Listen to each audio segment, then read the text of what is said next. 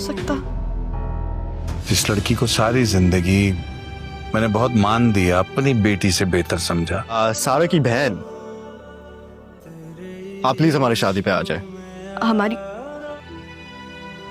उसकी वजह से अपनी बेटी पे सख्तियां भी की मैंने। वो कितनी डटाई से, कितनी बेशर्मी से मेरे मुंह पे खड़े होके कहती है, अपनी मोहब्बत का इजहार करती है।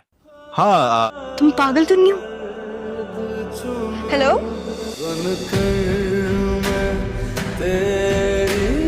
तो दोस्तों आखिरकार ज़ारा का काम पूरा हो ही गया।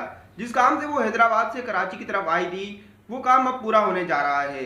जी हाँ दोस्तों, ज़ारा ने रक्षी और मुनव्वर की शादी जिस तरह तय करवा दी है और मजहर साहब को भी इस बात पर राजी कर लिया है। मगर इसी के साथ साथ मजहर साहब के सामने रक्षी और उसकी अम्मी की भी सच्चाई आ रही है। आहिस्ता आहिस्ता मजहर साहब इस बात को समझ रहे हैं कि वो जिंदगी भर अपनी बेटी पर जुल्म करते रहे और अपनी सगी बहन पर भरोसा करते रहे। हत्ता कि उनके कहने पर उसने कई बार अपनी बेटी सारा को मारा भी और उसे कई मर्तबा जलील भी किया।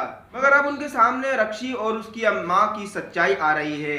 जैसे ही उन्हें इस बारे में पता लगता है कि रक्षी असल में मुनव्वर को पसंद करती थी और ये रिश्ता उसी के कहने पर आया था, तो मजहर साहब तो गुस्से में आग बगोला हो जाते हैं। इसी के साथ अगली किस्त में हमें दिखाया जाएगा कि मजहर साहब अपनी बेगम से कहते हैं कि मैं सारी जिंदगी रक्षी पर आंख बंद कर भरोसा करता रहा और मैं उसे इतना मासूम समझता रहा, मगर मुझे क्या पता था कि वो ऐसी निकलेगी और उसने तो मेरा सर शर्म से झुका ही दिया।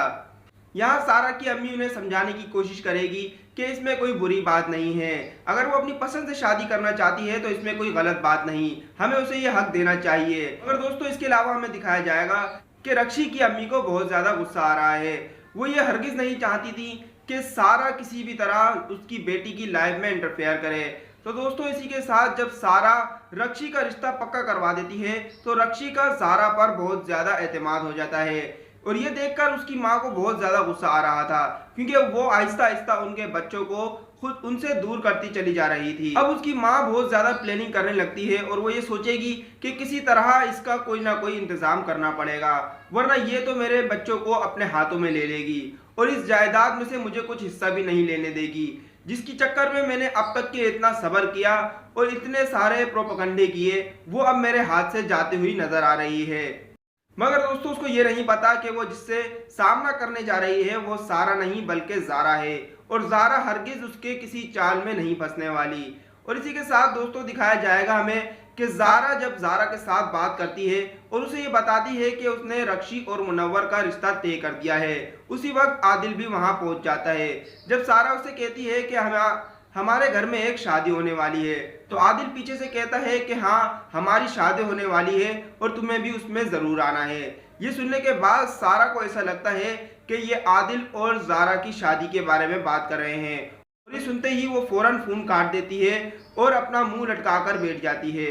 तो दोस्तों इसके बाद अगली किस्त में हमें क्या दिखाया जाएगा ये जानने के लिए वीडियो को जल्दी से लाइक और चैनल को सब्सक्राइब कर लें। मिलते हैं अगली वीडियो में, जब तक के लिए अल्लाह हाफिज़।